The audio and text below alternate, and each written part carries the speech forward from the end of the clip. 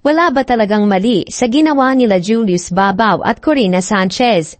Yan ngayon ang mainit na tanong ng marami, matapos banata ni Mayor Vico Soto ang umanay paid interviews ng dalawang veteranong broadcasters sa mag-asawang Sara at Curly Discaya.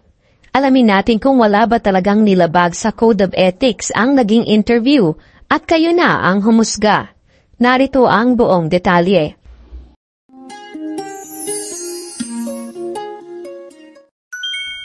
Matapos lumabas ang mga pahayag ni Mayor Vico, agad namang sumagot ang dalawang veteranong broadcasters. Ang kampo ni Corina Sanchez ay naglabas ng matinding pahayag sa gitna ng kontrobersya. Iginiit ng producers na rated Corina at Corina interviews na matagal nang namamayagpag ang kanilang mga programa sa storytelling at journalism. Dahilan kung bakit ito multi-awarded sa iba't ibang award-giving bodies. Dagdag din nila, si Corina ay may matibay ng reputasyon bilang isang seasoned journalist na hindi basta-basta masisira ng intriga. Ayon sa kanilang official statement, malinaw ang proseso ng pagpili ng mga subjects. Dapat may public interest, may kwento at hindi para sa paninira o panliligwak ng ibang tao. Hindi raw ito investigative piece kundi simpleng life story feature, tulad ng ginawa kina Sara at Curly Discaya.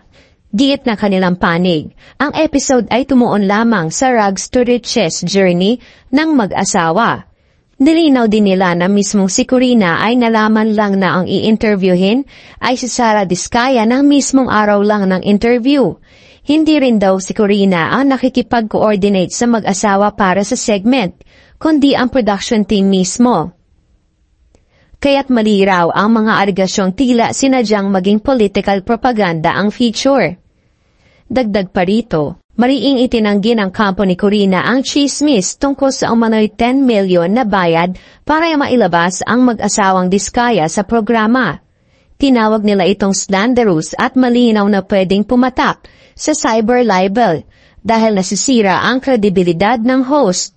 Ayon pa sa kanila, normal lang ang mga bayad para sa ilang kumpanya, produkto o personalidad na gustong magpa-feature, pero ito'y dumadaan sa network at may official